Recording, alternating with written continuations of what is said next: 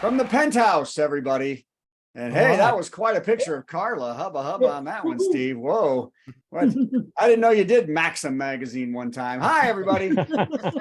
Welcome to the virtual comedy show. It's a special night for several reasons. One, our headliner is our very best friend and frequent musical guest, Carla Ulbrich. Yay. Yay. Spreading her wings and jumping in when our comedian didn't show up. So thank you, Carla. And we will never forgive you, Steve Martin, for not showing up. Especially after I sent you that direct message to your first Twitter account with your name on it. So everybody out there, stop following on Twitter, Steve Martin 267. Okay. All right. And of course, the other reason I'm excited is that I'm home. You may not know, I was supposed to spend 12 hours in the Orlando airport waiting for a flight. And for anyone who's ever done this, after an hour at old MCO, you want to fall on Jafar's sword. I'm telling you right now. He, my God, does Jafar have a sword? I don't know. Okay. I would have also then, if I'd had to take my regular flight, I would have had to do this show from baggage claim, a shuttle, and then a car, which means usually the way Patty does it. So we're all about Patty. Okay, so let's have some jokes. Let's give it a shot here. Okay, here we go. My printer doesn't work, so I've got it weird here. I won't be throwing anything. Russian law enforcement has taken over many radio and television stations in cities near Ukraine after they played a broadcast of Vlad the Invader Putin saying Ukraine had invaded Russia and that citizens should evacuate immediately. I don't know if you all saw that. Problem was, it was a hoax. The stations, who were all duped, are now being monitored with a Kremlin spokesman saying they should have known it was not our supreme leader, because if it were really our illustrious president, the only discussion we'd have right now is how perfect those areolas are.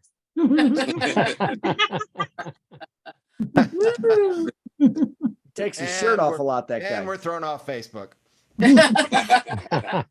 Oh yeah. By the way, everybody, we keep getting banned from Facebook for being pornographic. Oh, hey, by the way, here's something you should all do. If you see your postal carrier, give them a kind word or a high five, because dog bites are at extremely high levels. Over 5,100 some this year. The instances of dogs biting postal workers is so high. How high is it? They're so high that one postal worker said, I've gotten bit 3 times this year and I only work in the office. All right. By the way, postal worker dog bites are so high. How high are they? They're so high that Florida's voting on a don't say Greyhound bill. Okay. And one more to get us out of this slump. Postal worker dog bites are so high. How high are they? They're so high the dog whisperer only uses FedEx. They were too much for that guy. What's that guy's name? Caesar. Jasper. What? Caesar. Caesar. Yes. The name of my dog growing up. Caesar. Isn't that funny? Okay. Hey, wow. This is crazy. An Oklahoma man was stung for hours by bees. Oh no. Leaving hundreds of stingers in him. Asked what happened. He said, I was rumbly in my tumbly. Oh. And then Christopher Robin saved him. Okay. Joe Biden is defending Donald Trump. Did you know that? No. Well, in a way, the Supreme Court case pending. There's a Supreme Court case pending where Steve Elster is trying to trademark the phrase Trump too small for shirts and merchandise. By the way, Elster has hired an artist, and for accurate proportions, Stormy Daniels. Trump too small. So the Patent and Trademark Office rejected the claim, saying you can't trademark someone's name without their permission. But Elster and the lower courts say it's a free speech issue and people's names are fair game. The Biden administration will defend not only Trump, but anyone thinking What's Hunter Biden hiding is up for grabs. By the way, I now own that. What's Hunter Biden? Anybody uses that, I'm suing. That's all there is to it. Mike Pence has joined the presidential race. Come on, everybody.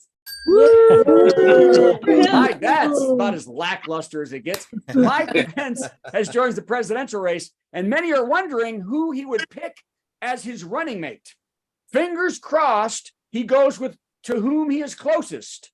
Vice presidential debate fly. Buddy. Let's do it, buddy. I'm kidding. That fly's long dead. But really, I do know who will be Pence's running mate.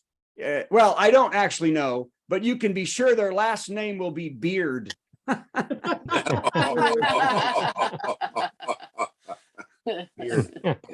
We make fun of the Pence.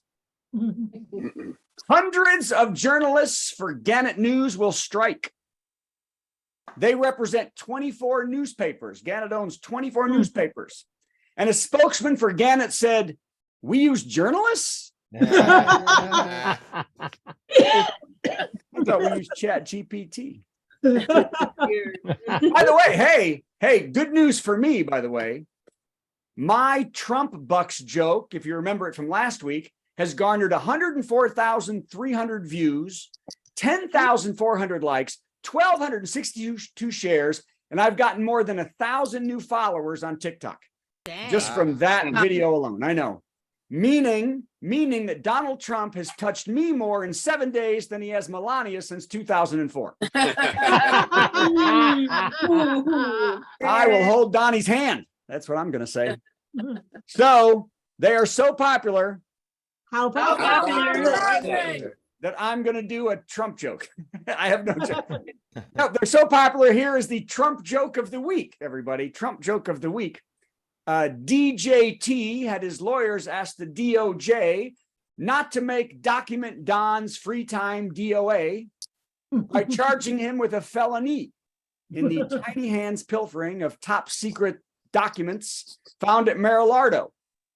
Now, I'm sure when Trump's lawyers left the Justice Department today after begging Special Prosecutor Jack Smith not to charge Donnie, he said, LMAO. And my phone just fell, so I'm gonna have to hold it for the rest of this stupid thing. All right, next joke with me looking down at my phone the whole time. I wish my printer didn't stop working today. Oh, this is wild. Did you all know Apple's coming out with a new mixed reality headset? Yet that will use augmented reality that overlays virtual images on the real world. Oh, what could go wrong with that? I don't know.